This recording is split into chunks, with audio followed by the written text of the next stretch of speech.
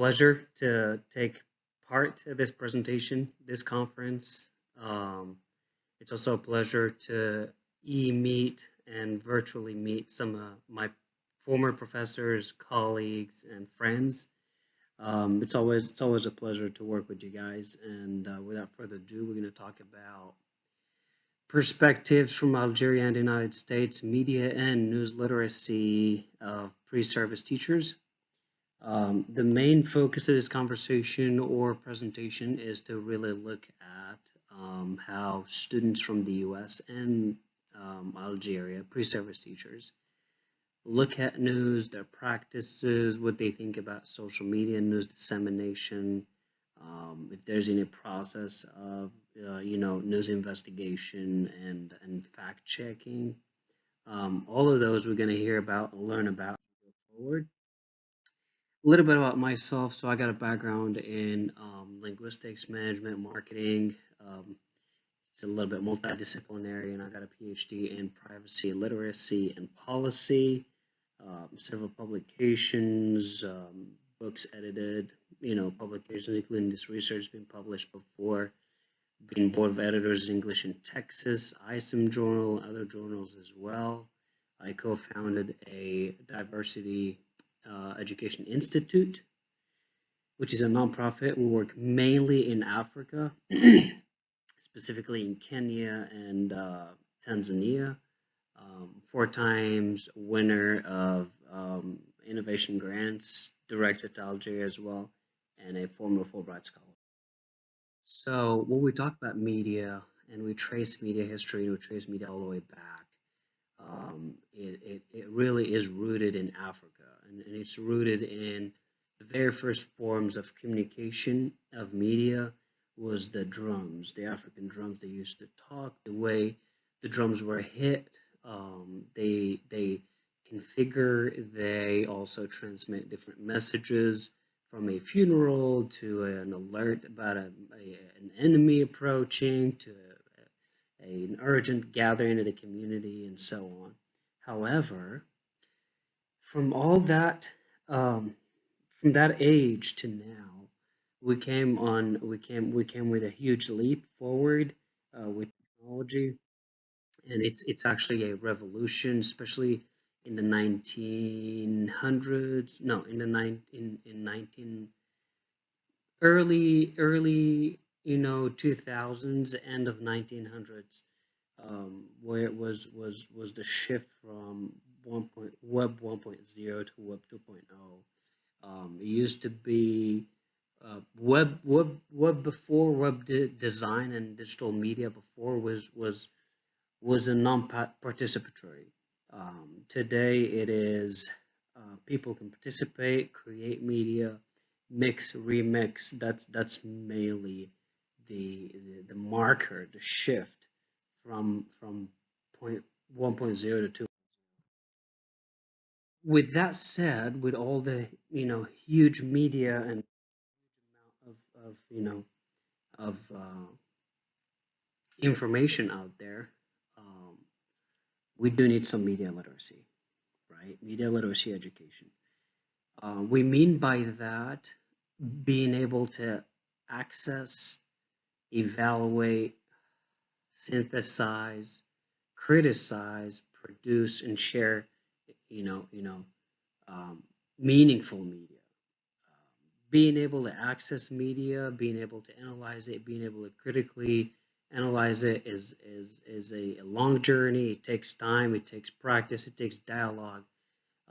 However, it's also important to know the stance of the media. The media is there to send a message. The media is constructed.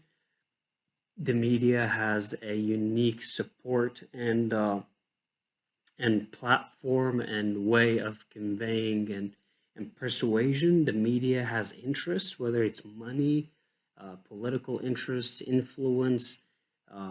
So it's important to understand the media ecology. It's important to understand the media we live in. It's important to know how to really not only analyze and understand media, but also be able to produce media, which is important. In this specific study, we stood upon two theoretical, a theory and a concept, I would say. There is a social impact theory that's mainly divided into three: strength, immediacy, and numbers. The strength is how powerful the person or the media you have in hand has an impact on you, or how powerful is the impact. Immediacy is how close it is to you, which is very important about media socialization. The more you use something, the more it becomes part of you, and so some scholars talk about mobile phones, for instance, this day and age, they become more of humans. We treat them like humans. They become part of the family, part of the daily routine. Phones cannot miss our pockets. We cannot miss phone notifications. Immediacy, that's how close they are to us. And numbers is the number of media around us or people around us. The higher the number, the higher the influence is. So that's in brief the social impact theory. The cultural software of Manovich, 2013, Manovich talked about the impact of software in media and how the architecture of software, how it's written, how it's coded, how it's programmed, really carries a media message in itself. We can go down that rabbit hole, but it's not really the focus of the presentation. So cultural software is any machine or software that's programmed for people to gather and share knowledge. With that said, social media would be a cultural software. The problem with social media is it has divided the elephant. Everyone is looking at a little piece, say not blindly, but because of the plethora of information fatigue. There's so much information out there that it's almost impossible to back up, zoom out, and look at the elephant.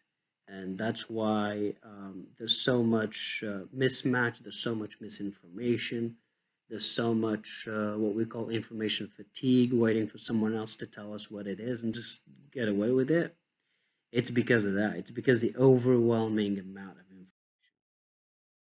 The study goals, it was really to look at how pre-service teachers access news and information. It was to look at how information is accessed, shared across informal media, and what they think of that. It was how teachers verify the content themselves, and whether they think there's a process of verification or not.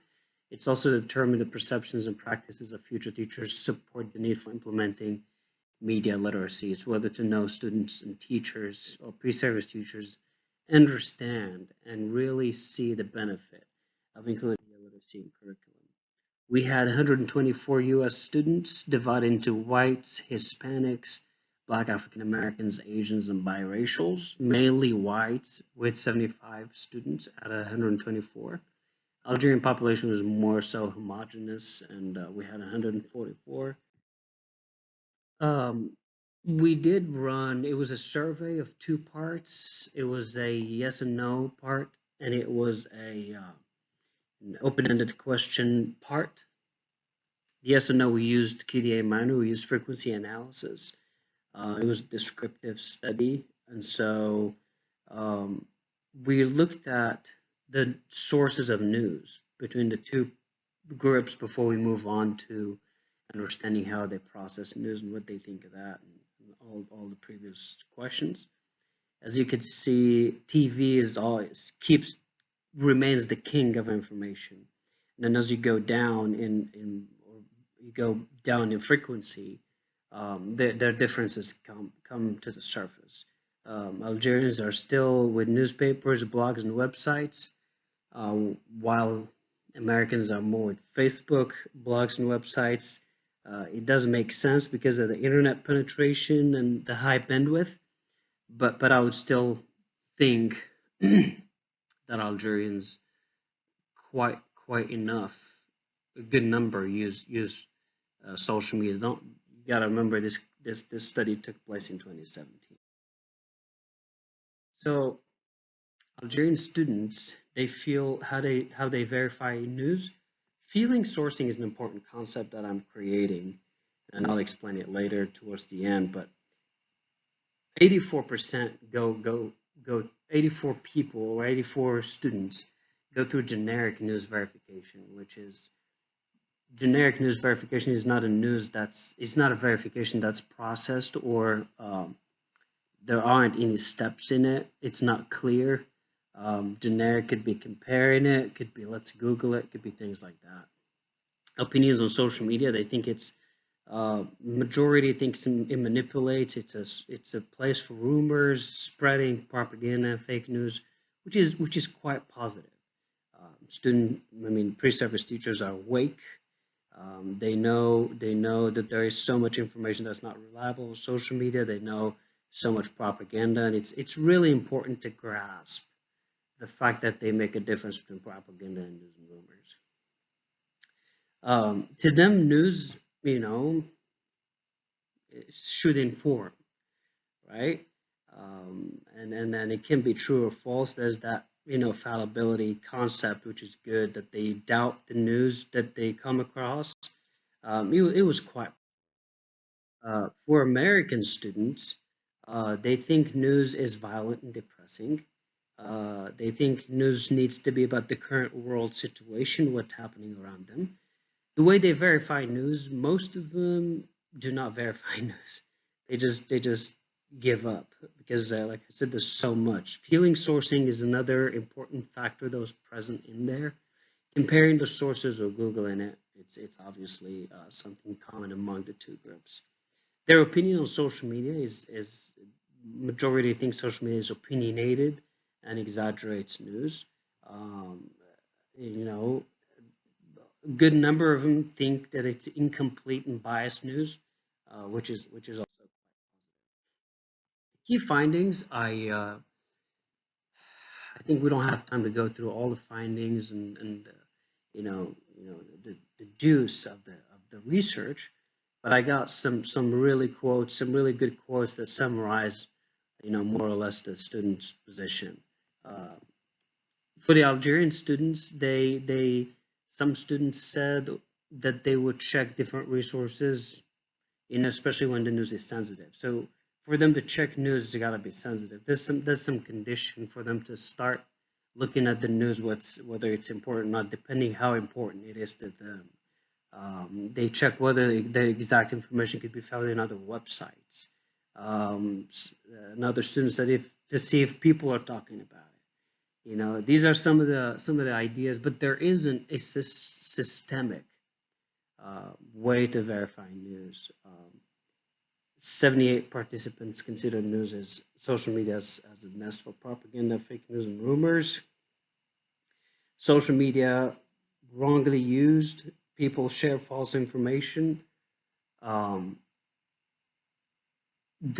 core of this research, I guess, was to know whether there is a mechanism, a system of verifying information. And it appeared very difficult in both groups. For American students, the way they verify news, some students said they just read the comments on Facebook, see what other people are saying about it. Another guy, funny, said they would ask their parents, mother and father, and see whether they know something about that. They're also aware that there's so much opinion, that there's so much fuel for hate, that there's so much unreliable information. There's a lot of Googling happening, but these are the main takeaways from groups. Close to the finish of this presentation, I think working around social media ecology is very, very complex. I think considering social media as a source of news in itself is problematic. I think there's a lot of feeling sourcing. Now, this concept of feeling sourcing is when we come across a piece of news, a lot of students and pre-service teachers in the research study, they tend to source what others are feeling. And so that constructs their own feeling. And that's exactly what social impact theory is. It's the number of people around you, the number of opinions around you tend to shape your own opinion, tend to shape your own thinking. And that's feeling sourcing. So some people, it happens to them implicitly without them knowing, uh, from the frequent reading and checking of comments and impressions and all that.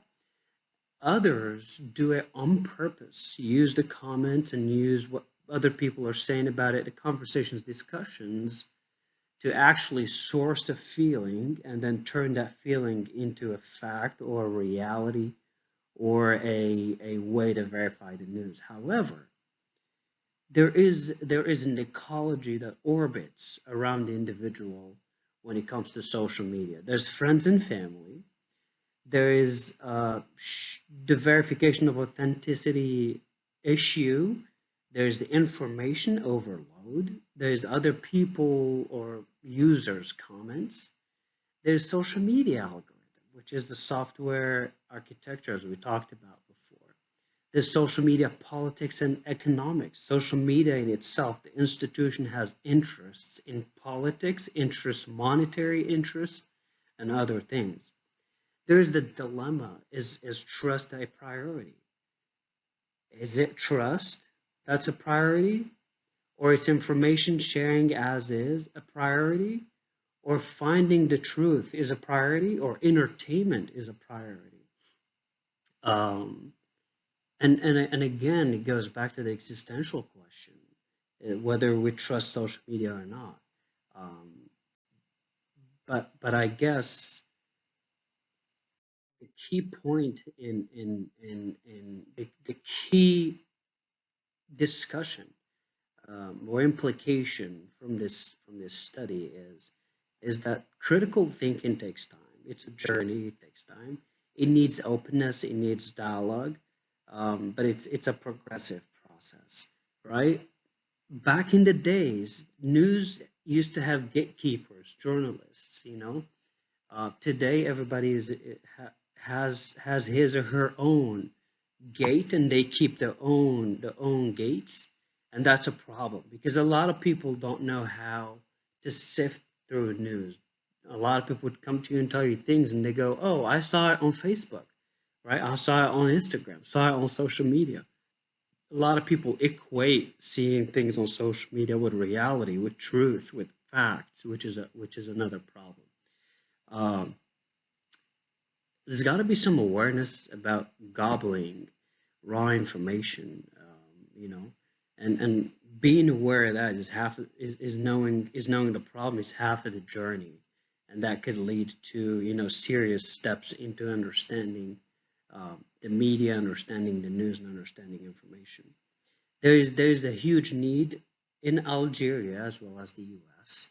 for media literacy because it forms the citizen of today. It forms a solid democracy.